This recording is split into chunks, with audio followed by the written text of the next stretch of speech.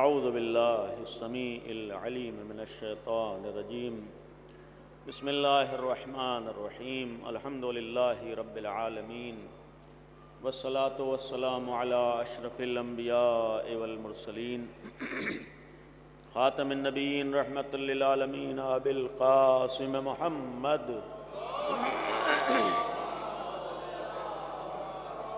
وآلہ الطیبین الطاہرین المعصومین المظلومین لا سیما بقیت اللہ فی الارضین ارواحنا و ارواح العالمین لتراب مقدمہ الفداء ولعنۃ اللہ علی اعدائہم وغاصب حقوقہم وقاتلیہم ومنکری فضائلہم اجمعین اما بعد قال اللہ سبحانہ تبارک و تعالی وقولہ الحق اعوذ باللہ من الشیطان الرجیم ذالک ومن یعظم شعائر اللہ فإنها من تقوى القلوب صلوات پڑھیں بر محمد و آل آج کی تاریخ 8 شوال المکرم عظیم غم کی تاریخ اور بالخصوص یہ آج کا دن اس لیے اور زیادہ غم کا قرار پایا کہ آج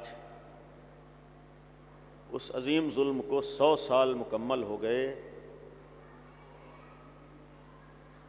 1344 ہجری میں آج ہی کے دن جنت البقیع کے مقدس روضوں کو اور بارگاہوں کو مسمار کیا گیا، تباہ کیا گیا، اور اتفاقاً آپ لوگ جس بارگاہ میں بیٹھے ہوئے ہیں سامنے انہی معصومین سے منسوب یہ زری ہے جنت البقیع کی، اور یہ آشکارا ظلم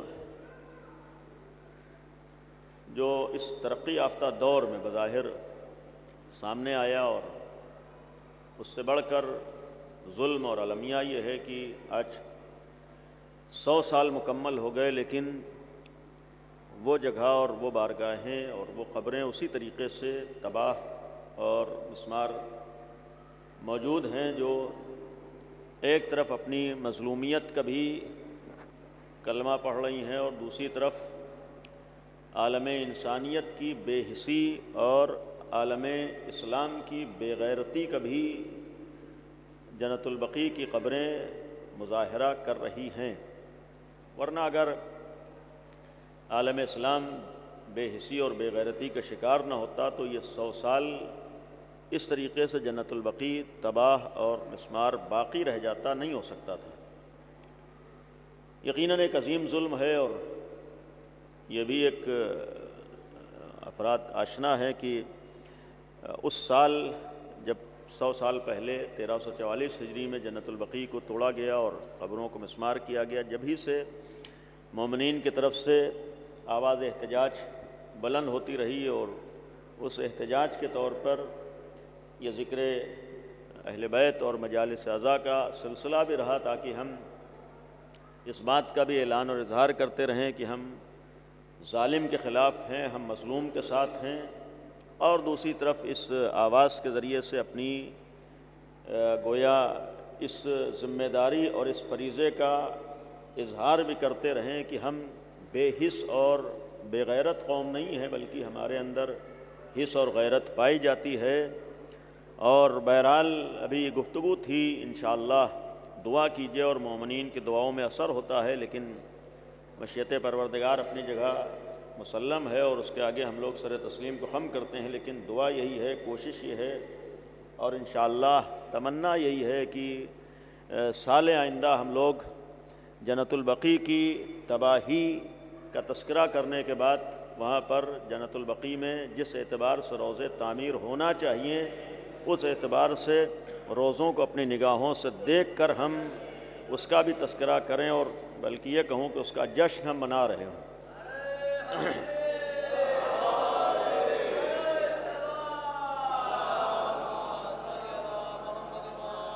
اور بہرحال ہم بارگاہ معبود میں مایوس ہرگز نہیں ہیں، یہ صحیح ہے کہ ہمیں اللہ کی مشیت اور مصلحت کے آگے بھی سر تسلیم کو خم کرنا ہے، لیکن ہم اللہ کی مشیت سے اور اللہ کے گویا اختیارات سے ہرگز مایوس نہیں ہیں۔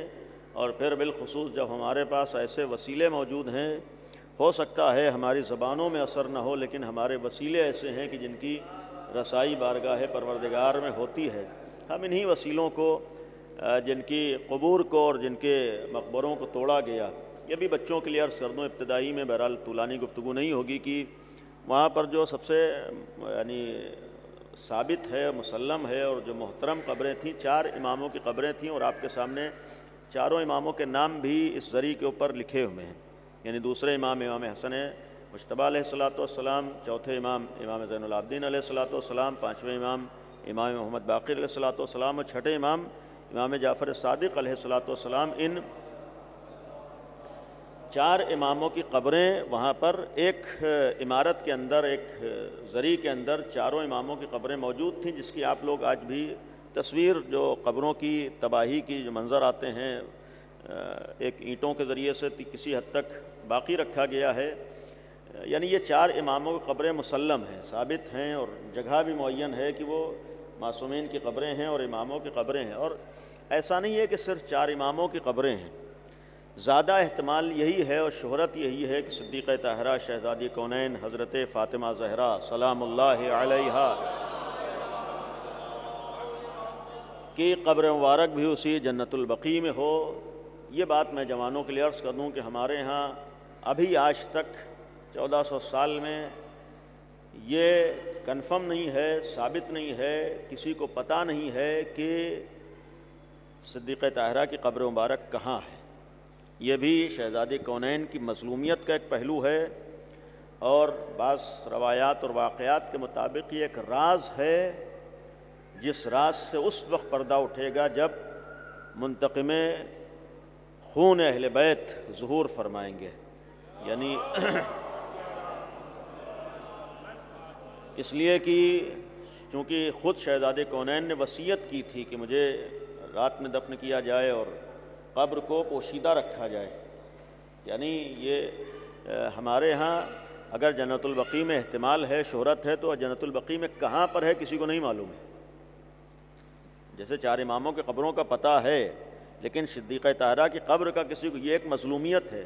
اور اس کی بھی وجہ ایک بیان کر دوں کہ وجہ یہ ہے تاکہ کم از کم ہر مسلمان اپنے دل سے یہ سوال ضرور کرے کہ اس 1400 سال میں جب سب کی قبروں کا پتہ ہے تو حضرت زہرا کی قبر کا پتہ کیوں نہیں ہے۔ یعنی ایک راز یہ ہے کہ تاکہ ہر مسلمان سوال کرے، تاریخ سے پوچھے کیوں جناب سیدہ نے وصیت کی، کیوں قبر کو پوشیدہ رکھا گیا، کیوں امیر المومنین نے رات میں دفن کیا ہے، کیوں نشان قبر نہیں بتایا ہے، کیوں لوگوں کو جنازے میں شریک ہونے نہیں دیا ہے۔ یعنی یہ اس لیے ہے تاکہ لوگوں کے ذہنوں میں سوال آئے، لوگ سوال کریں، تاریخ سے پوچھیں، اپنے سے پوچھیں کہ جناب سیدہ کے ساتھ واقعہ کیا ہوا ہے، جناب سیدہ کے ساتھ ماجرا کیا ہوا ہے، یہ کیوں شہید کر دی گئیں، کیوں 18 سال میں قتل کر دی گئیں، ان کے ساتھ کس نے سلوک کیا ہے، ان کے ساتھ یہ برتاؤ کس بنیاد پر ہوا ہے، معاذ اللہ جناب سیدہ کے نبی کی بیٹی کا جرم کیا تھا کہ ان کے ساتھ یہ سلوک ہوا ہے۔ یعنی قبر کے پوشیدہ رہنے کا ایک سبب یہ ہے کہ ہر مسلمان تاریخ سے سوال کرے کہ واقعات کیوں ہوئے تھے۔ لہذا اولاً ہمارے ہاں جنت البقیع بھی یقینی نہیں ہے، ہو سکتا ہے روضہ رسول میں شہزادی کونین کی قبر ہو سکتا ہے جو بیت الشرف تھا، گھر تھا، وہاں قبر ہو، یا روضہ رسول میں ایک روایت ہے پیغمبر کی مشہور ہے، اس بنیاد پر بھی کہتے ہیں کہ محراب اور ممبر کے درمیان، چونکہ ایک روایت ہے پیغمبر کی روضۃ من ریاض الجنہ، وہاں پر ایک جنت کے حصوں میں سے ایک حصہ ہے جس سے تعبیر شہزادی کونین کی قبر کو کیا گیا ہے۔ یعنی یہ اس طریقے کی روایات ہیں، آج تک کسی نے معین نہیں کیا ہے۔ اور پھر اسی لیے میں نے عرض کیا کہ اس لیے بھی تاکہ دوسرے سوال کریں، اور اپنوں کے لیے معین نہیں ہوا ہے کہ آپ یہ دعا کرتے رہیے کہ وہ وقت جلدی آئے کہ ہم کو اپنی مادر گرامی کی قبر کا علم ہو جائے۔ یعنی آپ کو احساس ہو کہ کم از کم ہر اولاد یہ چاہتی ہے کہ ہمیں اپنی ماں کی قبر کا علم ہو، اور جو کائنات کی ماں ہو، جو ام الائمہ کہی گئی، اس کی قبر کا علم ہونا تو بہرحال ایک ہماری عقیدت بھی ہے، ہمارے جذبات بھی ہیں، ہماری چاہت بھی ہے۔ اور یہ اس لیے ہے تاکہ اگر عقیدت ہے تو اس بات کی تمنا کیجئے وہ وقت قریب آ جائے، وہ امام جو پردے غیب میں ہے وہ انشاءاللہ ظاہر ہو کر یہ جو راز ہے اس راز سے پردہ اٹھے، چونکہ راز کا ایک مفہوم یہ ہے کہ اس وقت آشکار ہوگا کہ کون چہرے تھے۔ بہرحال بہت سی مصلحتیں ہوتی ہیں جس کی بنیاد پر ساری باتیں سامنے نہیں آ سکتی ہیں، چونکہ ہمارا دین فتن و فساد سے روکنا چاہتا ہے۔ شیعت کا مطلب یہ ہے کیسے فتنے کو ختم کیا جائے گا، شیعت کا مطلب ہے کیسے فسادیوں کو فساد پھیلانے کا موقع نہ دیا جائے گا۔ ہمارے مذہب کی بنیاد یہ ہے، شیعت کی بنیاد یہ ہے، شیعہ مذہب وہ ہے جس نے ہمیشہ فتنے کا خاتمہ چاہا ہے۔ مذہب اہل بیت وہ ہے جس نے اپنے گلے کٹا دیے ہیں لیکن فتنہ و فساد کو پھیلنے نہیں دیا ہے۔ مذہب اہل بیت وہ ہے جس نے خود قربانیاں دی ہیں لیکن فسادیوں کو فساد پھیلانے کا موقع نہیں دیا ہے۔ یہ امیر المومنین کے سامنے جناب سیدہ شہید کر دیا نہیں ہو سکتا تھا۔ یہ امیر المومنین کا سکوت بھی اس بات کا گواہ ہے، پیغام ہے کہ علی ابن ابی طالب نے خاموش رہنا گوارا کر لیا ہے لیکن فسادیوں کو فساد پھیلانے کا موقع علی ابن ابی طالب نے نہیں دیا ہے۔ ہم اسی علی ابن ابی طالب کے چاہنے والے ہیں، ہم انہی اہل بیت کے پیروکار ہیں، ہم جذبات کے بہاؤ میں نہیں بہتے ہیں، ہم نے علی ابن ابی طالب کی سیرت کو نگاہوں میں رکھا ہے۔ ہماری نگاہوں کے سامنے اپنے جذبات نہیں ہیں بلکہ ہمارا مشن ہے۔ مشن کی حفاظت کیسے ہوگی، دشمن اپنے مشن میں کامیاب کیسے ہوگا، ورنہ ہم سب کو اتنا ضرور معلوم ہے کہ علی ابن ابی طالب کے پاس محبت بھی تھی، عقیدت بھی تھی، شجاعت بھی تھی، بہادری بھی تھی، طاقت بھی تھی۔ علی ابن ابی طالب اپنی شجاعت و بہادری کے ہوتے ہوئے نہیں ہو سکتا تھا کہ علی ابن ابی طالب کے ہوتے ہوئے حضرت زہرا کے ساتھ وہ سلوک ہو جاتا جو ہوا ہے۔ امیر المومنین جیسی ذات گرامی کی موجودگی میں حضرت زہرا کے اوپر دروازہ گرا دیا جا نہیں ہو سکتا تھا، امیر المومنین کی موجودگی میں جناب سیدہ شہید ہو جا نہیں ہو سکتا تھا۔ یہی تو علی ابن ابی طالب نے پیغام دیا کہ مشن کی حفاظت کے لیے اگر بڑی سے بڑی قربانی بھی دینا پڑے تو ہم قربانی دینے کے لیے تیار ہیں۔ چونکہ ہم علی کے چاہنے والے ہیں لہٰذا ہمیں مصلحتوں کو بھی دیکھنا ہوتا ہے، تقاضوں کو بھی دیکھنا ہوتا ہے، اپنے مشن کو بھی دیکھنا ہوتا ہے۔ ہم اس در سے وابستہ نہیں ہے کہ جو لوگ بہاؤ میں، جذبات کے بہاؤ میں بہہ جاتے ہیں۔ ہمارا دین ہمیں یہی تو پیغام دیتا ہے کہ اس در پہ آ کر عقل و شعور اور فکر کے ساتھ آگے بڑھنا ہے اور اپنے جذبات کو قابو میں رکھنا ہے، ورنہ آج تاریخ ہماری نگاہوں کے سامنے ہے اور تاریخ بھی بہرحال ایسی ویسی تاریخ نہیں ہے، آج قابل غور تاریخ ہے۔ اور پھر اسی تاریخ کا ایک نتیجہ ہے کہ اہل بیت کے اوپر ظلم ان کی زندگی میں بھی ہوئے ہیں اور ان کے دنیا سے جانے کے بعد بھی ہوئے ہیں۔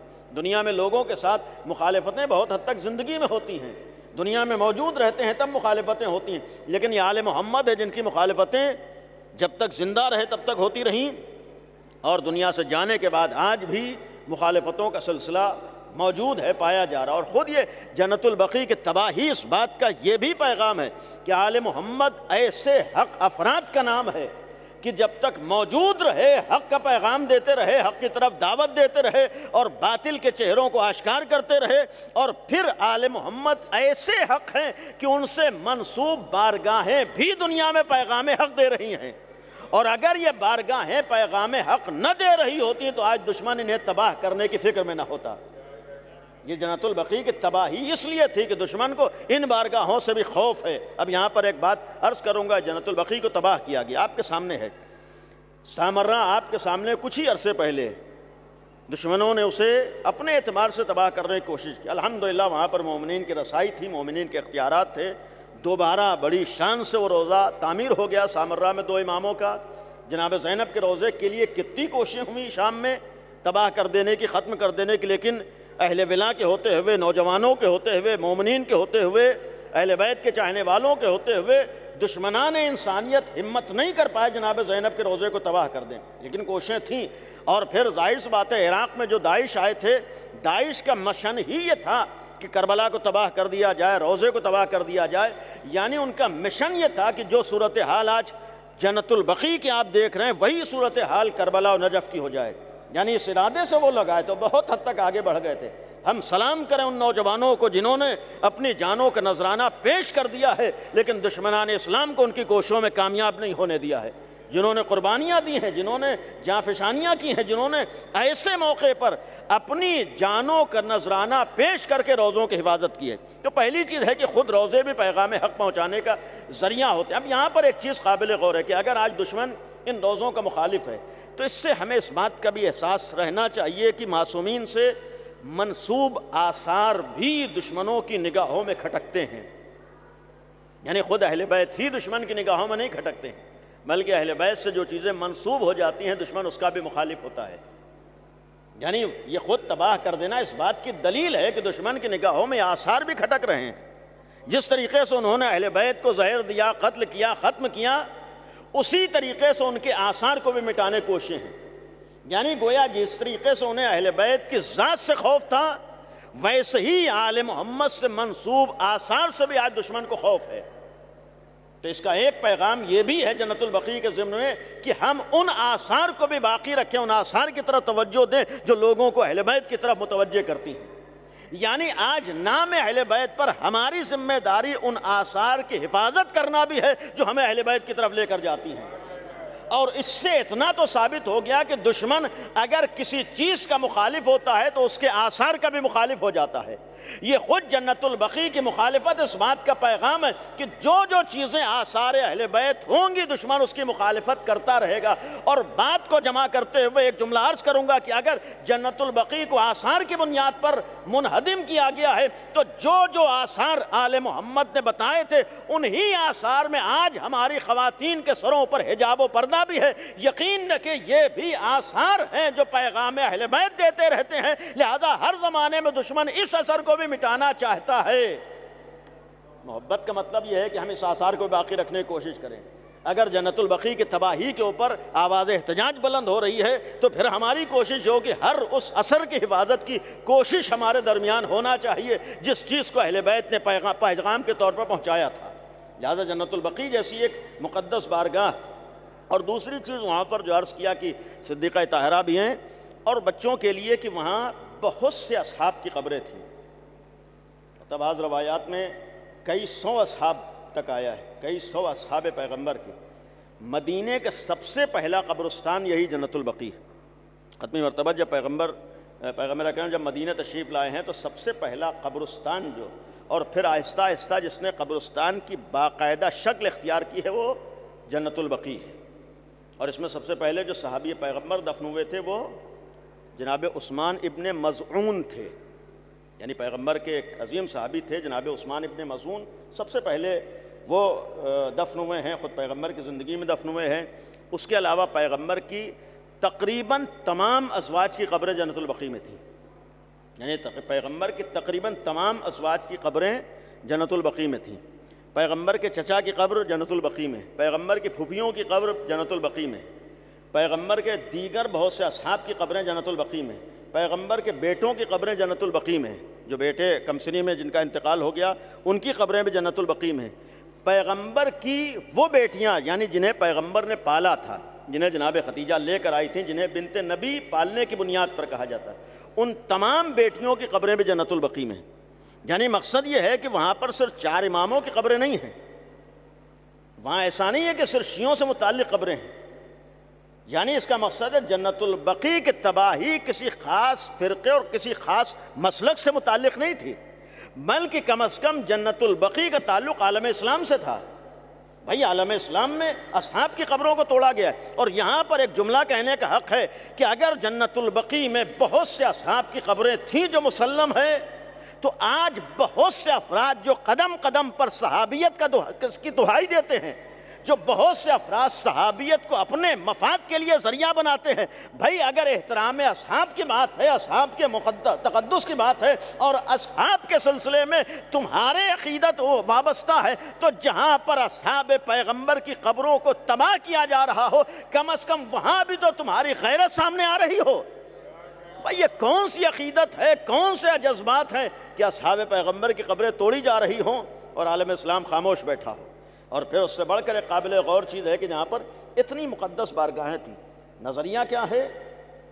یعنی بظاہر جس بات کا اعلان ہے، اظہار ہے، کیونکہ وہابیت کے ہاتھوں توڑی گئی، اور بہرحال یہ موضوع نہیں ہے لیکن اشارتاً کہ وہابیت در حقیقت برطانیہ کے ہاتھوں، استعماری طاقتوں کے ہاتھوں، ایجنسیوں کے ہاتھوں بعض گروہ تشکیل دیے گئے۔ اس زمانے میں جب وہابیت وجود میں آئی، سعودی عرب میں وہابیت کو بنایا گیا، ہند و پاکستان میں بر صغیر میں قادیانیت وجود میں لائی گئی، اور ایران میں بہائیت وجود میں لائی گئی۔ یہ دونوں گروہ یعنی بہائیت و قادیانیت تو زیادہ آگے نہ چل سکے، لیکن وہابیت بہت حد تک اثر انداز دنیا میں ہوئی، لیکن یہ بھی باقاعدہ ایجنسیوں کا ایک کارنامہ تھا۔ وجہ کیا تھی؟ یہ دنیا کی تمام طاقتیں کم از کم اسلامی تاریخ کو نگاہوں میں رکھتی تھیں کہ جب اسلامی پیغام شروع ہوا ہے، پیغام پیغمبر نے دینا شروع کیا ہے، اسلام کی مخالفتیں شروع ہوئیں، اسلام کے خلاف لوگ کھڑے ہوئے، جنگیں ہوئی ہیں، جنگوں کو بہرحال احد کی شکل میں اور جنگ بدر کی شکل میں، جنگ خیبر کی شکل میں مختلف جنگیں ہوئیں، لیکن دشمن اپنے مشن میں کامیاب نہ ہو سکا۔ تو فتح مکہ تک آتے آتے دشمن نے ایک نیا حربہ اپنایا، یعنی تمام کوششیں اسلام کو مٹانے کی کرنے کے باوجود، تمام مخالفتیں کرنے کے باوجود، جب کھل کر دشمن اسلام کو نقصان نہ پہنچا سکا اور آگے بڑھنے سے نہ روک سکا، تب دشمن نے ایک نیا حربہ اپنایا کہ اگر ہم کھل کر اسلام کو نقصان نہیں پہنچا سکتے ہیں تو اپنے چہروں کے اوپر اسلام کی نقابوں کو ڈال لے اور اندر سے اسلام کی جڑوں کو کاٹیں۔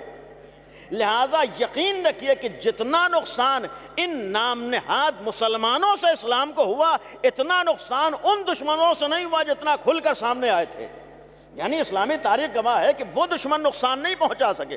اور یہاں پر ایک جملہ میں عرض کر کے آیا ہوں کہ یقین رکھیے کہ اگر ایک تعداد جس نے فتح مکہ کے موقع پر بالخصوص اسلام کو قبول کیا ہے، اسلام کا کلمہ پڑھا ہے، اگر ان عناصر نے اسلام کا کلمہ نہ پڑھا ہوتا تو اسلام کو اتنا نقصان نہ پہنچتا جتنا ایسے افراد کے مسلمان ہونے سے پہنچا ہے۔ یعنی یقین رکھیے کہ ایسے افراد ہیں جن کے بہرحال اس دائرے میں آنے سے مقصد کیا تھا؟ یہ تو مسلم ہے کہ نقصان باہر سے اتنا نہیں ہوتا جتنا اندر سے ہوتا ہے۔ باہر والا دشمن نقصان نہیں پہنچا پاتا جتنا اندر والا، اور یہ دشمن ہمیشہ کرتا ہے۔ لہذا یہ بھی ایک وہابیت کی شکل میں جو گروہ سامنے لایا گیا، اس لیے لایا گیا کہ کیسے اسلام کو نقصان پہنچایا جائے، کیسے اسلام کی جڑوں کو کاٹا جائے۔ اور پھر قابل غور چیز ہے کہ دعویٰ کیا ہے؟ ہر چیز میں توحید ہے، ہر چیز میں وحدانیت پروردگار، ہر چیز کے اوپر شرک کا الزام ہے۔ بھائی سوال یہ ہے کہ ان کا عقیدہ جنت البقیع کی تباہی کے سلسلے میں یہ ہے کہ چونکہ یہ بارگاہیں معاذ اللہ بت کدے ہیں، یعنی ان کا دعویٰ یہی ہے کہ یہ بت کدے ہیں۔ اور ایک جملہ آپ کی نگاہوں میں رہے بچوں کے اور نوجوانوں کی، یہ لوگ روضہ رسول کے لیے بھی باقاعدہ علی اعلان یہ کہتے ہیں کہ معاذ اللہ روضہ رسول صنم کدہ ہے۔ یعنی وہابیت کا یہ دعویٰ ہے کہ روضہ رسول بھی معاذ اللہ بت کدہ ہے۔ اور یقین رکھیے یہ 100 سال جو آپ کی مجلسیں اور احتجاج ہے، اگر جنت البقیع کی تباہی کے بعد سے یہ احتجاج نہ ہو رہے ہوتے تو اب تک روضہ رسول بھی تباہ ہو چکا ہوتا۔ یعنی آج اگر روضہ رسول بچا ہوا ہے تو انہیں یہ معلوم ہے کہ جب جنت البقیع کی تباہی پر اتنی مخالفتیں اور احتجاج ہے تو پھر روضہ رسول کی تباہی پر کتنی مخالفتیں ہوں گی۔ لیکن آج بھی اس بات کا اظہار کرتے ہیں کہ اسے بھی نہ ہونا چاہیے، اس لیے کہ ان کی نگاہوں میں شرک اڈے۔ لیکن ایک سوال ہے تمام بہرحال امت مسلمہ سے کہ اگر بالفرض روضہ رسول شرک اور صنم کدہ ہے، وہاں سے شرک ہوتا ہے، لہذا اسے نہ ہونا چاہیے، اور اسی بنیاد پہ جنت البقیع کو تباہ کیا۔ سوال یہ ہے کہ دنیا میں آیا کہیں صنم کدہ پایا جاتا ہے؟ نہیں پایا جاتا ہے۔ آج یہی تو ہے کہ بہرحال دنیا میں کہیں بھی کوئی اس طریقے کی بارگاہ نہ ہونا چاہیے، اس لیے کہ توحید کے خلاف ہے۔ صنم کدے ہیں تو سوال یہ ہے کہ دنیا میں کہیں صنم کدے ہیں؟ نہیں ہیں۔ اور انصاف سے بتائیے جن لوگوں نے جنت البقیع کو توڑا ہے، اس جنت البقیع یا ائمہ معصومین کے روضوں کے علاوہ آج جو علی اعلان صنم کدے ہیں، ان صنم کدوں کو کتنا انہوں نے توڑا ہے؟ پہلا میں اس کی تائید نہیں کروں، لیکن ایک سوال ہے کہ اگر تمہاری دلیل یہ ہے کہ دنیا میں مثلا روضہ رسول نہ ہونا چاہیے اس لیے معاذ اللہ صنم کدہ ہے، تو آج تک جو صنم کدے علی اعلان ہیں ان کے اوپر تم نے کتنی مخالفتیں کی ہیں؟ بھائی بالفرض اگر تم اپنی نیت میں سچے ہو تو سب سے پہلے وہاں پر جا رہے ہوتے جہاں خود یہ اعتراف ہے کہ صنم کدہ ہے۔ آج پوری 1400 سالہ تاریخ میں مثال کے طور پر وہابیت کے ہاتھوں کتنے شیعوں کو قتل کیا گیا ہے، کتنے مسلمانوں کو قتل کیا گیا ہے۔ یہ الزام لگا کر یہ مشرک ہیں، یہ کافر ہے۔ بھائی اگر شرک الزام لگا کر تم قتل کر رہے ہو تو آج تک تم نے کتنے کافروں کو قتل کیا ہوگا؟ یعنی ہرگز اسلام تو کسی کے قتل کی اجازت نہیں دیتا ہے. اسلام تو یہ کہتا ہے کہ اگر تم نے ایک نفس کو بھی بغیر جرم و خطا کے قتل کر دیا تو اسلام اور قرآن کی نگاہ میں تم پوری انسانیت کے قاتل ہو. لیکن ان کے عقیدے کے بنیاد پر کہہ رہا ہوں بھائی، اگر تمہارا الزام یہ ہے کہ یہاں شرک اور کفر پایا جاتا تو اس وقت تم اپنی نیتوں میں سچے تھے. جہاں پر واقعی کفر و شرک پایا جا رہا تھا وہاں پر بھی تم نے کوئی اقدام کیا ہوتا، یعنی وہاں پر بھی کبھی کوئی اقدام کیا ہوتا. کوئی اقدام نہ کرنا اس بات کی دلیل ہے یہ سارے بہانے ہیں، مقصد کچھ اور ہے، اور مقصد سوائے دشمنی اہل بیت کے کچھ نہیں ہے. ورنہ جو ملک آج روضہ رسول کے لیے کہہ رہا ہو کہ صنم کدہ ہے، اسی ملک کے اندر کتنے جوئے کے اڈے قائم ہوئے ہیں. اسی سعودی عرب میں جہاں روضہ رسول کے لیے باقاعدہ کہا جاتا ہے. ایک جملہ تھا بن باز کا، وہاں کے امام جمعہ کا، اس نے روضہ رسول کی طرف انگلی اٹھا کر ایک جملہ کہا تھا کہ میری نظر میں، اس وقت چھڑی لیے ہوئے تھا، کہا تھا میری نظر میں اس چھڑی میں زیادہ فائدے ہیں روضہ رسول کے مقابلے میں. یعنی روضہ رسول کی ویلو اس چھڑی کے برابر بھی ان کی نظر میں نہیں تھی. اس طریقے کے نظریات رسول کے سلسلے میں، روضہ رسول کے سلسلے میں، بارگاہوں کے سلسلے میں. سوال یہ ہے کہ اگر یہ ساری چیزیں اسلام کے خلاف ہیں تو اسی ملک کے اندر باقاعدہ اس وقت سرکاری اجازت سے جوئے کے اڈے قائم ہوئے ہیں، باقاعدہ شراب کے اڈے قائم ہوئے ہیں، باقاعدہ عیاشی کے اڈے قائم ہوئے ہیں. یعنی جہاں پر توحید اور شرک کے خلاف آوازیں اٹھتی ہیں وہاں اس طریقے کی. کم از کم ایک چیز اتنا تو ثابت ہو گئی، کبھی کبھی دشمن جب سارے راستوں سے ناکام ہو جاتا ہے تو پھر دین کے نام پر دین کو نقصان پہنچانے کی کوشش کرتا ہے. یعنی کبھی کبھی دشمن جب سارے راستوں سے ناکام ہو جاتا ہے تو دین کے نام پر دین کو نقصان پہنچانے کی کوشش کرتا ہے. اور آج ہم لوگ جب جنت البقیع کے سلسلے میں آواز احتجاج بلند کر رہے ہوں تو اتنا تو ہمارے اندر شعور ہو، اتنا احساس ہو، اتنا معلوم ہو کہ ہم ہر طرف سے ہوشیار رہیں کہ دشمن یہ حربہ بھی ہمیشہ اپناتا ہے کہ کھل کر ہمیشہ سامنے نہیں آتا ہے، کبھی کبھی حق کا لبادہ اوڑھ کر بھی آتا ہے، کبھی کبھی حق کا لبادہ اوڑھ کے آتا ہے. تو احتجاج کا ایک مفہوم یہ ہوتا ہے کہ ہم اگر واقعاً صاحب بصیرت ہیں تو ہم ہر چہرے سے دھوکے میں نہ آ جائیں، بلکہ ہمیں معلوم ہو کہاں پر حق ہے کہاں پر باطل ہے. اور ظاہر سی بات ایک مشن تھا اہل بیت کا. بہرحال بات طولانی نہ ہو، اہل بیت نے ہمارے سامنے توحید کا پیغام دیا ہے، اور یقین رکھیے شرک کا الزام اس بات کا ثبوت ہے کہ آل محمد نے ہمیشہ پرچم توحید کو سربلند رکھا ہے. یہ آل محمد کی قربانیوں کا صدقہ ہے کہ آج توحید کا پیغام دنیا تک پہنچا ہے. آج یہ آل محمد کی قربانیوں کا نتیجہ ہے کہ دنیا کو درس توحید معلوم ہوا ہے. آل محمد نے قربانیاں ہی توحید کے لیے دی ہیں. آل محمد ہی وہ ہے جہاں پر شرک کا تصور نہیں ہے. اور یقین رکھیے کہ در اہل بیت کو چھوڑ کر آپ کو خالص توحید کہیں نہیں مل سکتی ہے. اگر آپ کو کہیں توحید ملے گی تنہا آل محمد کے دروازے پر ملے گی. اگر کوئی آپ کو درس توحید دے سکتا ہے تو تنہا آل محمد ہے. اگر کوئی توحید کے اسرار و رموز سے آشنا کر سکتا ہے وہ تنہا آل محمد ہے. در اہل بیت کو چھوڑ کر توحید کا تصور نہیں ہو سکتا ہے. در آل محمد کو چھوڑ کر اللہ کی وحدانیت کو کوئی سمجھ بھی نہیں سکتا ہے. ہمارے اور آپ کے اندر اتنی صلاحیت ہی نہیں ہے کہ توحید کو سمجھ لے. اسی در اہل بیت کو چھوڑ کر توحید کو سمجھنے کا نتیجہ ہی تو وہابیت ہے، جہاں پر بنا میں توحید شرک کیا جاتا ہے. تو یہ بھی ایک نتیجہ ہے کہ اہل بیت کا جب آدمی در چھوڑتا ہے تو پھر توحید کو نہ سمجھ کر توحید کے نام پر شرک کرتا ہے. تو اہل بیت تھے جنہوں نے توحید کے پیغام کو باقی رکھا ہے. اور پھر جب آیت میں نے عرض کی ہے کہ ذالک ومن یعظم شعائر اللہ، قرآن نے کہا ہے کہ جو بھی شاعر اللہ کا احترام کرے فإنھا من تقوی القلوب، تو یہ دلوں کے تقوی کی علامت ہے. تقوی کی دلوں کے تقوی کی علامت ہے. سورہ حج کی آیت ہے. اس کا ایک مفہوم ہے کہ قرآن کریم نے کم از کم ہر قرآن کے ماننے والے کے اوپر واجب قرار دیا ہے کہ تمہارے اوپر شاعر اللہ کا احترام واجب ہے. سوال یہ ہے کہ اگر ہر چیز شرک ہوتی تو قرآن شاعر اللہ کے احترام کا حکم کیوں دیتا ختم کرتے ہوئے؟ اور پھر شاعر اللہ سے کم از کم اتنا تو ثابت ہے اللہ کے شاعر، یعنی اللہ اور ہے، اس کے شاعر اور ہیں. شاعر اللہ سے اتنا تو ظاہر سے سامنے ہے کہ اللہ اور ہے، اس کے شاعر اور ہیں. اور قرآن کیا کہہ رہا ہے کہ شاعر اللہ کا احترام اور تعظیم تمہارے اوپر واجب ہے. اس کا احترام اور تعظیم تمہارے اوپر واجب ہے۔ آج جو وہابیت کو بہرحال بعض غلط فہمیوں کا بھی شکار ہے، غلط فہمی ہوئی یا بعض لوگوں نے جو الزام لگایا ان کو یہی نہیں معلوم ہے کہ تعظیم کسے کہتے ہیں اور عبادت کسے کہتے ہیں۔ نوجوانوں کے لیے عرض کر رہا ہوں کہ تعظیم کسے کہتے ہیں اور عبادت کسے کہتے ہیں۔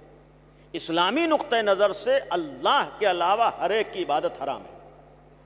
معبود صرف اللہ ہے، معبود صرف ایک ہے، عبادت صرف اس پروردگار کی جائز ہے، اس کے علاوہ ہر ایک کی عبادت حرام ہے۔ لیکن ایسا نہیں ہے کہ تعظیم غیر اللہ کی نہیں ہو سکتی ہے۔ خود یہ شاعر اللہ کہنا اس بات کی دلیل ہے غیر اللہ کی تعظیم کا حکم قرآن دے رہا ہے۔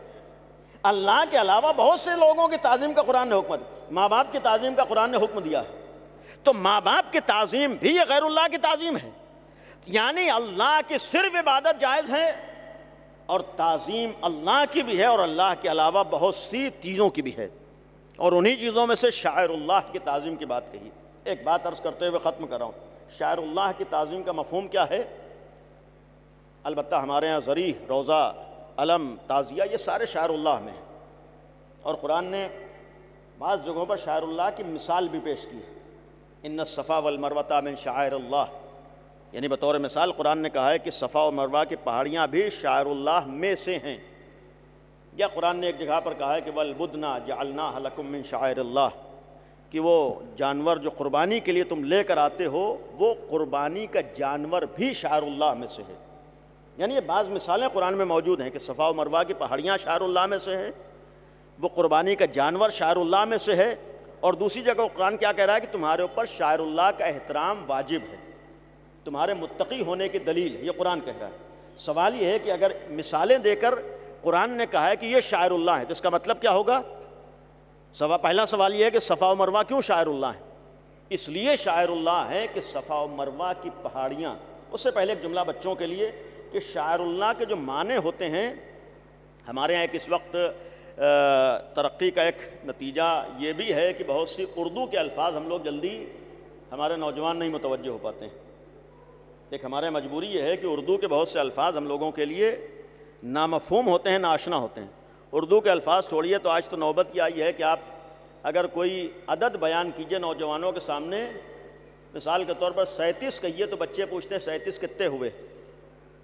یہ ہمارے اردو کا علم ہے۔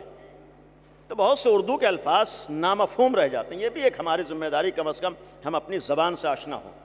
لیکن یہ شاعر اللہ کا جو لفظ ہے، شاعر اللہ یعنی اللہ کے شاعر، دیکھیے شاعر اللہ کا جو اصل مفہوم اور اصل معنی ہے، شاعر اللہ اصل میں نکلا ہے شعور سے۔ شعیر البتہ مختلف الفاظ ہیں، لیکن بچوں کے لیے آسان الفاظ میں کہ شاعر اللہ کا مطلب یہ ہوتا ہے، اس کا اصل مادہ شعور ہے، یعنی فکر، انسان کی سوچنے سمجھنے کی صلاحیت، عقل جس کو کہیے۔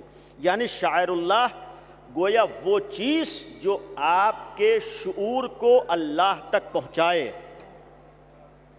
شاعر اللہ یعنی جو آپ کے شعور کو اللہ تک پہنچائے، یا اس کا ایک عام معنی عرض کروں کہ شاعر اللہ یعنی جو چیز دیکھ کر آپ کا ذہن اللہ کی طرف جائے اسے شاعر اللہ کہتے ہیں۔ یعنی جس چیز کو دیکھ کر آپ کا ذہن اللہ کی طرف جائے اسے شاعر اللہ۔ مثال میں قرآن نے صفا و مروہ کی مثال دی، صفا و مروہ دیکھ کر کیوں اس کا احترام حکم دیا گیا ہے؟ ذہن میں صفا و مروہ کی پہاڑیاں آتے ہی ایک مسلمان کی نگاہ میں وہ واقعہ نگاہوں میں آتا ہے کہ جناب ابراہیم کی زوجہ جناب ہاجرہ نے ایک اللہ کے نبی اسماعیل کی جان کو بچانے کے لیے ان دو پہاڑیوں پر سعی کی تھی۔ یعنی نبی خدا کی جان کو بچانے کے لیے ایک خاتون نے اگر دو پہاڑیوں پر سعی کی ہو، چلی ہوں، تو اسے قرآن کہہ رہا ہے یہ شاعر اللہ ہے۔ یعنی تم جب ان پہاڑیوں کو دیکھو گے تو آہستہ آہستہ تمہارا ذہن خدا کی طرف جائے گا۔ جن چیزوں کو دیکھ کر تمہارا ذہن خدا کی طرف جائے وہ ہوتے ہیں شاعر اللہ، اور شاعر اللہ کا احترام تمہارے اوپر واجب ہوتا ہے۔ اگر قربانی کو دیکھتے ہو تو تمہارا ذہن اس قربانی کی طرف جاتا ہے جو اللہ کی خوشنودی کے لیے جناب ابراہیم نے اپنے بیٹے کو میدان قتال میں لا کر پیش کیا تھا۔ یعنی قربانی کو دیکھ کر اگر تمہارا ذہن اس واقعے سے اللہ تک جائے تو اسے شاعر اللہ کہتے ہیں۔ آج ہمارے ہاں اگر ہم تعزیے کا احترام کرتے ہیں، اگر ہم علم کا احترام کرتے ہیں، اگر آج ہم بارگاہوں کا احترام کرتے ہیں، ان بارگاہوں کے احترام کی وجہ یہی ہے کہ چونکہ یہ شاعر اللہ ہیں لہذا ہم احترام کرتے ہیں، اور قرآن نے حکم دیا ہے کہ شاعر اللہ کا احترام کرو۔ شاعر اللہ کیوں ہیں؟ چونکہ جب ہم زری کو دیکھتے ہیں تو ہمارا ذہن اس زری کی طرف جاتا ہے جس کی یہ شبیہ ہے۔ بھائی وہ زری جنت البقیع میں کیوں بنی تھی؟ اس لیے بنی تھی کہ اللہ کے خاص بندوں کو جب لوگوں نے شہید کر دیا تو ان کی قبریں اس زری میں بنی تھیں۔ اللہ کے خاص بندے کیوں قتل کیے گئے؟ اللہ کے دین کو بچانے کے لیے، اللہ کے پیغام کو بچانے کے لیے۔ گویا آپ کا ذہن جہاں اللہ تک پہنچے وہ ساری چیزیں آپ کے لیے شاعر اللہ بن جاتی ہیں۔ اب گویا ہمارا ان چیزوں کا احترام ان کی ذات کی بنیاد پر نہیں ہے، چونکہ یہ چیزیں ہمیں خدا تک پہنچاتی ہیں لہذا ہم ان کا احترام کرتے ہیں۔ بھائی یہ چیزیں ہمیں خدا تک پہنچاتی ہیں لہذا ہم ان کا احترام کرتے ہیں۔ ہمارے ہاں کسی چیز کا احترام ذات کی بنیاد پر۔ شرک دیکھیے اس وقت ہوتا ہے جب ہم کسی کو خدا سمجھ کر احترام کریں۔ شرک اس وقت ہوتا ہے جب اللہ کے مقابلے میں کسی کی عبادت۔ ایک جملہ اور عرض کر دوں، بہرحال بات طولانی ہو گئی۔ دیکھیے تعظیم میں بھی احترام میں بھی اگر کسی چیز کا آپ احترام اللہ کی خوشنودی کے لیے کریں، اللہ کے حکم کی بنیاد پر کریں، تو تعظیم تو غیر اللہ کی ہوگی لیکن عبادت اللہ کی ہوگی۔ مثلا ماں باپ کا آپ احترام کریں، ماں باپ کی تعظیم کریں، یہ سوچ کے احترام کریں کہ اللہ کی خوشنودی ماں باپ کے احترام میں، اللہ نے حکم دیا ہے ماں باپ کا احترام کرنے، تو تعظیم تو ماں باپ کی ہوگی، عبادت اللہ کی ہوگی۔ آپ روضے کا احترام کریں، یہ سوچ کے احترام کریں کہ چونکہ قرآن نے شاعر اللہ کا احترام کا حکم دیا ہے، تو تعظیم تو یہ ذری کی ہوگی لیکن عبادت پروردگار کی ہوگی۔ تعظیم تو علم کی ہوگی لیکن عبادت پروردگار کی ہوگی، تعظیم تعزیہ کی ہوگی لیکن عبادت پروردگار کی ہوگی۔ اور ایک اور بات بہرحال ختم کرتے ہوئے، اگر شاعر اللہ کا احترام ہے تو ہمارے ہر وہ چیز قابل احترام ہوتی ہے جو شاعر اللہ ہو، جو چیز شاعر اللہ ہو وہ قابل احترام ہوتی۔ اب اس کے ایک معنی کم از کم یہ بھی ہوئے کہ کوئی چیز قابل احترام اسی وقت بنتی ہے جب شاعر اللہ ہو، یعنی اس کو دیکھ کر ہمارا ذہن اللہ کی طرف جائے۔ تو اس سے اتنا تو ثابت ہو گیا کہ ہم جس چیز کو چاہیں قابل احترام بنا دیں، ہمارے بنانے سے کوئی چیز قابل احترام نہیں بن جاتی ہے۔ یعنی آج ہمارے ہاں بعض لوگ شوق تھا جو ہم چاہ رہے ہیں اس کا آپ احترام کیجئے۔ بھائی ہمارے چاہنے سے ہر چیز قابل احترام نہیں بن جاتی ہے۔ قرآن نے شاعر اللہ کہا ہے، یعنی ایسی چیز ہو جسے دیکھ کر آپ کا ذہن واسطہ بواسطہ خدا تک جائے، وہ ہوتی ہے شاعر اللہ۔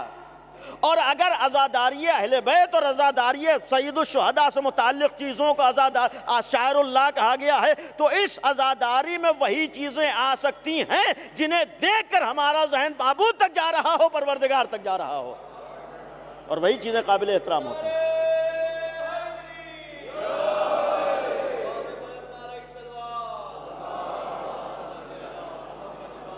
یہ بھی ہمارے لیے شاعر اللہ کا احترام واجب ہے۔ ایک شرعی مسئلہ عرض کر دوں، چونکہ شاعر اللہ کا احترام ہے، ان ذریعوں کا احترام ہمارے اوپر واجب ہے چونکہ نسبت ہے۔ دیکھیے ایک بات اور، بات طولانی، ہم لوگ اصل اس چیز کا احترام نہیں کرتے ہیں، اس کے اندر جو نسبت ہے اس کا احترام کرتے ہیں۔ ورنہ یہی مثال کے طور پر پتھر جب تک دکان میں تھا ہم جا کر اسے بوسہ نہیں دے رہے تھے، یہی پتھر جب تک دکان میں تھا ہم اسے نہیں چوم رہے تھے۔ جب یہ پتھر یہاں پر آ کر لگ گیا، یعنی اس کی نسبت ادھر ہو گئی، تب ہم اس کا احترام کر رہے ہیں۔ یعنی ہمارے ہاں احترام نسبت کی بنیاد پر ہوتا ہے، ذات کی بنیاد پر نہیں ہوتا۔ ہم نسبتوں کا احترام کرتے ہیں، اور اسی لیے جو مومن ہوتا ہے جب ایک پتھر کا نسبت اہل بیت کی بنیاد پر احترام کرتا ہے، کپڑے کا نسبت اہل بیت کی بنیاد پر احترام کرتا ہے، تو ایک علی کے شیعہ کا بھی نسبت کی بنیاد پر احترام کرتا ہے۔ ہمارے ہاں خالی دکھاوے والا احترام نہیں ہے کہ ہم کاغذ و کپڑے اور ان پتھروں کا تو احترام اہل بیت سے منسوب ہونے کی بنیاد پر کر رہے ہوں، لیکن ایک علی کے شیعہ کے نسبت کی وجہ سے احترام نہ کر رہے ہوں۔ اگر ہم اپنے عقیدے میں سچے ہیں تو جس طریقے سے علم کا احترام کرتے ہیں کپڑے کا نسبت کی بنیاد پر، ذریعوں کا احترام کرتے ہیں نسبت کی بنیاد پر، پتھروں کا احترام کرتے ہیں نسبت اہل بیت کی بنیاد پر، تو اسی طریقے سے ایک مومن کا احترام اس لیے کریں کہ اس کی نسبت بھی علی ابن ابی طالب کی طرف ہے۔ اسے عقیدت نہیں کہا جاتا ہے کہ آپ علم اور تعزیے کے لیے تو لڑے رہیے کہ کوئی توہین نہیں کر سکتا اور آپ خود مومن کی توہین کر رہے ہوں۔ بھائی جس طریقے سے علم کی توہین کپڑے کی توہین نہیں ہے بلکہ نسبت کی توہین ہے، یقین نہ کہ علی کے شیعہ کی توہین کریں گے، یہ شیعہ کی توہین نہیں ہے بلکہ نسبت کی توہین ہے۔ اتنا تو ہمیں احساس ہونا چاہیے. ہمارے ہاں اگر احترام ہے تو ان احترام سے ہم ایک مومن کے احترام کو بھی سیکھیں, اہل بیت کے چاہنے والوں کے احترام کو سیکھیں. اور احترام کی بات آئی, ایک شرعی مسئلہ بھی عرض کرتے ہوئے کہ اس احترام میں ہمارے اوپر واجب ہے اس کے تقدس کو باقی رکھنا. لہذا کم از کم اس بات کی کوشش کریں نجس ہاتھ ان لوگوں تک نہ پہنچے. علم کا احترام ہمارے اوپر واجب ہے, علم تک نجس ہاتھ نہ پہنچیں.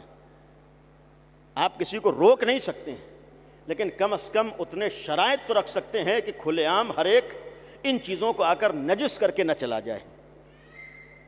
اس لیے کہ ہر جگہ اولاً چڑھا دینا بہت سی چیزوں پر, اگر اولاً چڑھانے کا بھی شرعاً کوئی حکم ہمیں نہیں دیا گیا ہے, ہماری عقیدت ہے اگر کوئی چیز چڑھا رہے ہیں اور نجس ہاتھوں سے, گیلے ہاتھوں سے کوئی چیز چڑھائی جا رہی ہے تو سوال یہ ہے کہ اس سے وہ چیز نجس ہوگی نہیں ہوگی. جب نجس ہو جائے گی تو اسی کو جا کر آپ ایک مومن ہو کر جب بوسہ دیں گے تو آپ کا ہاتھ نجس ہوگا نہیں ہوگا, اور اسی نجس ہاتھ کو جب آپ اپنے کپڑے لگائیں گے تو کپڑا نجس ہوگا نہیں ہوگا. سوال یہ ہے کہ اس نجس کپڑوں میں آپ کی نماز صحیح ہوگی.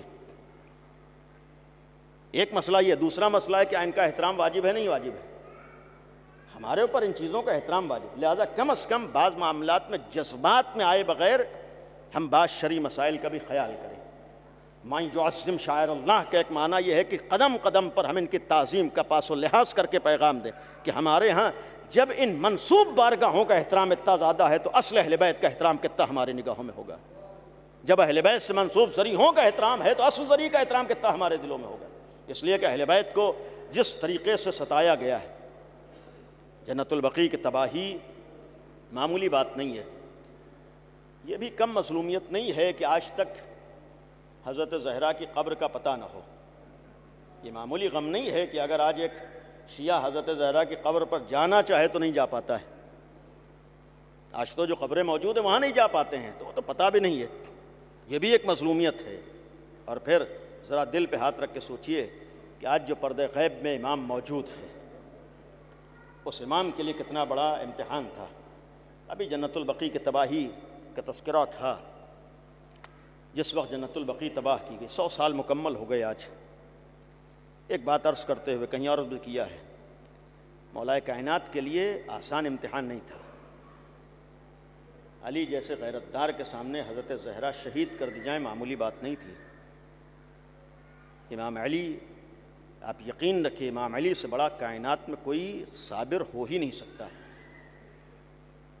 علی ابن ابی طالب کی یہ عظمت ہے کہ علی نے بازوؤں میں طاقت کے ہوتے ہوئے اپنی نگاہوں کے سامنے وہ امتحان دے دیا جو کوئی غیرتدار امتحان دے ہی نہیں سکتا ہے. کسی شخص نے مولا سوال کیا تھا کہ آقا ایک مرد کے لیے سب سے سخت وقت کیا ہوتا ہے؟ مولا نے فرمایا تھا کسی مرد کے لیے سب سے سخت وقت وہ ہوتا ہے کہ جب اس کے سامنے اس کے ناموس پر ظلم ڈھایا جائے اور اس منظر کو اپنی نگاہوں سے دیکھ لے. آپ تصور کیجئے کہ امیر المومنین سے منسوب یہ جملہ ہے. گویا علی ابن ابی طالب کے دل سے پوچھئے کہ جب آج جن واقعات کو آپ لوگ سن کے برداشت نہیں کر پاتے ہیں, علی جیسے شجاع اور بہادر نے وہ امتحانات اپنی نگاہوں کے سامنے دیے ہیں. آج واقعات ہیں, مسلمات تاریخ میں سے حضرت زہرا کا پہلو توڑا گیا ہے, بازو جناب سیدہ کا ٹوٹا ہے, جناب سیدہ کے اوپر جلتا ہوا دروازہ گرا ہے, جناب سیدہ کے شکم میں جناب محسن شہید ہوئے. یہ سارے واقعات آپ سنتے ہیں بے چین ہو جاتے ہیں, لیکن کیا کبھی آپ نے سوچا کہ جن چیزوں کو سن کے آپ بے چین ہو رہے ہیں علی نے اپنی نگاہوں سے وہ واقعات دیکھے ہیں؟ امیر المومنین نے اپنی نگاہوں سے وہ واقعات دیکھے ہیں. اور پھر ایسا نہیں تھا کہ علی مجبور تھے, مولا علی مجبور نہیں تھے. علی کے سامنے دو راستے تھے, یا تو فاطمہ کو بچا لیں یا توحید کو بچا لیں, یا فاطمہ کو بچا لیں یا اللہ کے دین کو بچا لیں. حضرت زہرا نے جناب فاطمہ کی قربانی پیش کر کے اللہ کے دین کو بچایا ہے. یہ علی کا احسان آسان نہیں ہے, معمولی نہیں ہے کہ آج اگر ہم تک اسلام پہنچا ہے تو علی کی قربانیوں کے نتیجے میں پہنچا ہے. آج اگر ہم تک اللہ کا دین پہنچا ہے تو حضرت زہرا کی شہادت کے صدقے میں پہنچا ہے. آج دین الہی کا تصور نہیں تھا اگر فاطمہ زہرا اور علی ابن ابی طالب نے امتحان نہ دیا ہوتا. اور جب علی ابن ابی طالب نے امتحانات دیے ہیں, علی شجاع تھے, بہادر تھے. مولا علی کے سامنے حضرت زہرا در و دیوار کے درمیان آئی ہیں. ایک جملہ مشہور ہے حضرت زہرا سے, جناب فضہ کو پکار کر کہتے ہیں فضہ مجھے سنبھالو, میرے شکم میں میرا محسن شہید ہو گیا. کون شہید ہوا ہے؟ علی کا بیٹا شہید ہوا ہے۔ اگر جناب فضا نے یہ جملہ سنا ہے تو کیا مولا علی نے نہیں سنا ہوگا؟ ایک باپ کی حیثیت سے دل پہ ہاتھ رکھ کے سوچئے، خدا نہ کرے کسی مرد کے سامنے، کسی باپ کے سامنے یہ وقت آ جائے کہ اس کے بچے کو اس کی نگاہوں کے سامنے ماں کے شکم میں شہید کر دیا، وہ بھی علی جیسا غیرت دار ہو، علی ابن ابی طالب جیسا بہادر ہو، علی ابن ابی طالب جیسا شجاع ہو، لیکن مولا علی نے تلوار نہیں اٹھائی۔ حتیٰ نوبت یہاں تک آئی 2-2.5 مہینے صدیقہ طاہرہ بستر بیماری پر تڑپتی رہیں۔ جس وقت سبت علیہ کا مرثیاں پڑھتی ہوں گی کیا مولا علی نہ سنتے ہوں گے؟ جس وقت حضرت زہرا بستر بیماری پر درد سے تڑپتی ہوں گی کیا حضرت امیر المومنین نہیں دیکھتے ہوں گے؟ مولا کائنات کے دل کی کیفیت کیا ہوتی ہوگی؟ اور جب علی کی نگاہوں کے سامنے نبی کی بیٹی اس مظلومیت کے ساتھ دنیا سے رخصت ہو گئی تو علی کے دل کا عالم کیا ہوا ہوگا؟ علی ابن ابی طالب کے لیے کیا امتحانات ختم ہو گئے؟ نہیں۔ اب اپنے دل پہ ہاتھ رکھ کے سوچئے کہ اگر علی جیسا مشکل کشا ہو اور رات کے سناٹے میں حضرت زہرا جیسے وجود اور اس کے جنازے کو اپنے ہاتھوں پر اٹھانا پڑے، خدا کسی کے سامنے وہ منظر نہ لائے جو امیر المومنین نے امتحان دے دیا ہے۔ امیر المومنین کے سامنے معمولی امتحان نہیں تھا، رات کے سناٹے میں وصیت تھی حضرت زہرا کی مجھے رات کے سناٹے میں دفن کیا جائے۔ ایک وجہ یہ بھی تھی تاکہ لوگ سوال کریں کیوں وصیت کی ہے، اور پھر تنہائی میں دفن کیا ہے۔ مولا علی اکیلے ہیں، ہاتھوں میں جنازے کو اٹھایا ہے۔ امیر المومنین نے سارے امتحانات دیے، لیکن تاریخ لکھتی ہے کہ علی نے تلوار نہیں اٹھائی۔ جو لوگ دروازہ جلانے آئے تھے، علی چاہتے تلوار اٹھا لیتے، فاطمہ تو بچ جاتی لیکن اللہ کا دین پامال ہو جاتا ہے، حضرت زہرا تو بچ جاتی لیکن توحید پر آنچ آ جاتی، جناب سید کونین کو تو علی بچا لیتے لیکن دشمن جس ارادے سے آیا تھا دشمن اپنے مشن میں کامیاب ہو جاتا۔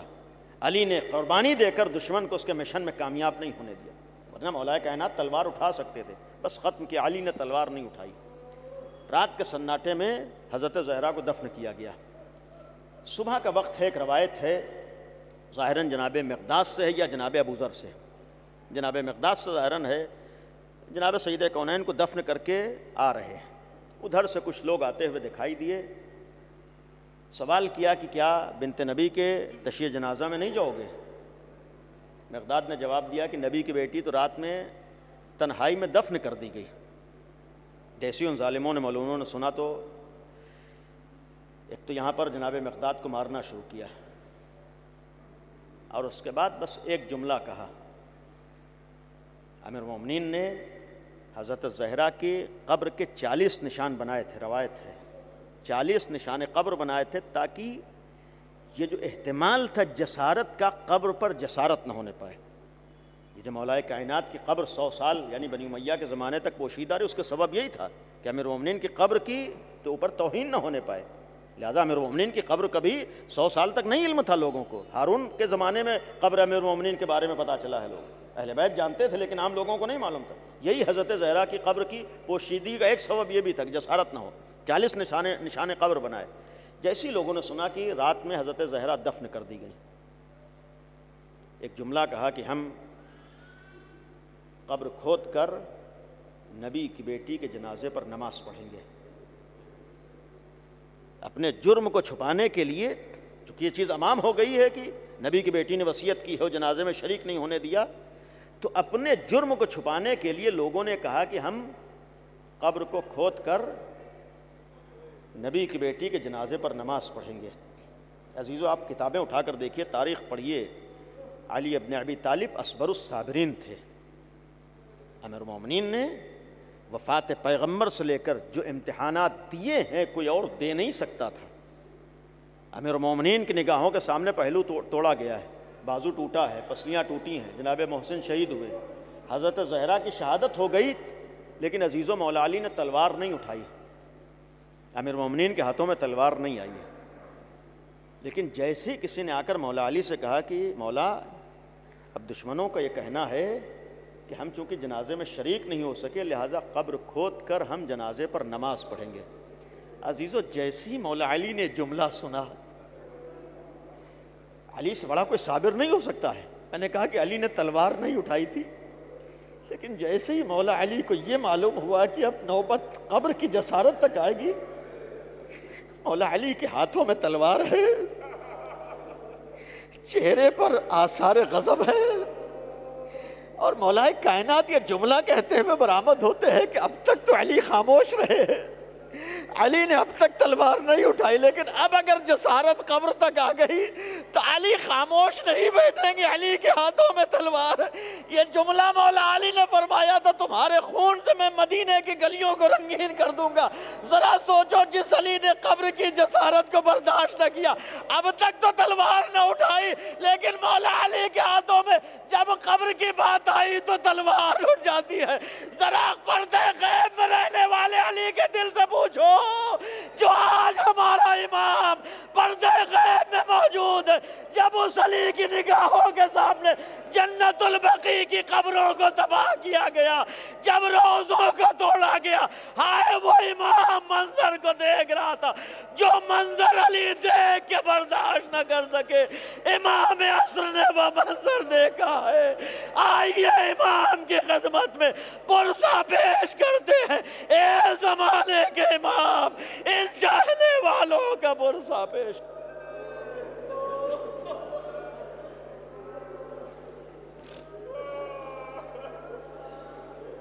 الا لعنت اللہ علی القوم الظالمین، سيعلم الذین ظلموا أي منقلب ينقلب۔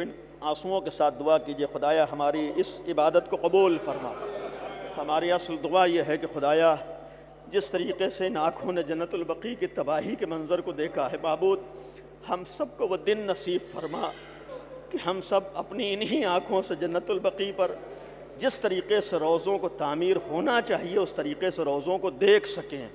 خدایا جن لوگوں نے جنت البقیع پر ظلم ڈھائے ہیں، اہل بیت پر ظلم ڈھائے ہیں، اہل بیت سے دشمنی کی، خدایا ان سب کو بدترین عذاب کا شکار فرما۔ خدایا دشمنان اہل بیت پر اپنا عذاب نازل فرما۔ خدایا آل محمد کا واسطہ ہے، جناب سیدہ کو ہم سے راضی اور خوشنود فرما۔ پالنے والے پردے غیب میں موجود امام عصر جو منتقم خون حسین ہے، منتقم خون اہل بیت ہے، خدایا اس امام کے ظہور میں تعجیل فرما۔ خدایا ہم سب کو دن نصیب فرما کہ جس طریقے سے آج میں نے ابتدا میں کہا کہ آج ہم جنت البقیع کی تباہی کو یاد کر کے رو رہے ہیں، خدایا جلد از جلد ہم سب کو وہ دن نصیب فرما کہ جب ہم جنت البقیع پر روزوں کو دیکھ کر خوشی بھی منا رہے ہوں۔ خدایا امام زمانہ کے ظہور میں تعجیل فرما۔ خدایا ہم سب کو اس لائق بنا دے کہ ہمارا شمار امام ماتم حسین